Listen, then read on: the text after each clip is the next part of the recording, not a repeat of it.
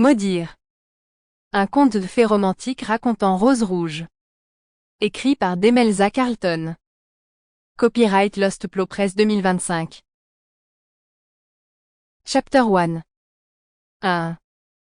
Lorsque Boris déposa son épée à la fin de la journée, elle lui parut bien plus lourde que lorsqu'il l'avait ceinte ce matin. Était-ce le poids des vies qu'il avait prises, ou le sang que la lame avait bu pendant la bataille? Je vous ai apporté de l'eau pour vous laver, Votre Altesse, dit Igor en versant le contenu de son seau dans la bassine, avant de le laisser tomber au sol. Voulez-vous que je vous aide à retirer votre armure aussi? Boris était parfaitement capable d'enlever ses propres vêtements, et n'importe quel autre jour, il l'aurait dit, mais il s'était battu depuis l'aube. Et il n'y avait pas un seul endroit de son corps qui ne se plaignait pas de fatigue. S'il te plaît, dit-il à la place, levant ses bras douloureux pour donner au garçon un meilleur accès aux boucles de sa cuirasse. Son précédent écuyer n'aurait pas demandé.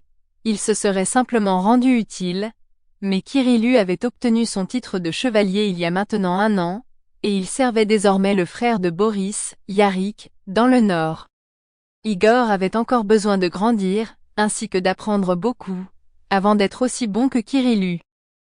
Il faudra bien la nettoyer et la polir avant demain, car nous partons pour la maison au matin, ajouta Boris. Les épaules minces d'Igor se soulevèrent en un énorme soupir. Oui, Votre Altesse. Il avait appris à ne pas se plaindre, mais son expression boudeuse disait qu'il en avait envie.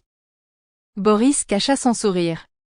Il n'avait pas non plus aimé nettoyer l'armure à l'âge d'Igor, mais il savait que le sang pouvait ronger l'acier comme la rouille, affaiblissant ce qui devait être fort. L'armure lui avait sauvé la vie plus d'une fois, et Boris appréciait la valeur d'un équipement bien entretenu. Dis au cuisinier que je suis prêt pour le souper aussi, dit Boris. Après ça, je n'aurai pas besoin de toi jusqu'au petit déjeuner. Igor hocha la tête et fila.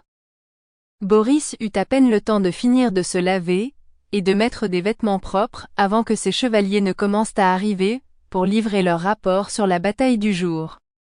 J'ai perdu 6 de mes hommes aujourd'hui dans une embuscade, mais nous avons trouvé le camp des Bichéni. Ce qui n'aurait pas eu beaucoup de valeur. La nourriture qu'ils avaient volée dans les villages au sud d'ici, avait probablement disparu depuis longtemps. Tous nos morts sont enterrés, Votre Altesse. Bien moins nombreux que les morts ennemis. Mes hommes travaillent encore sur la fosse pour les enterrer tous.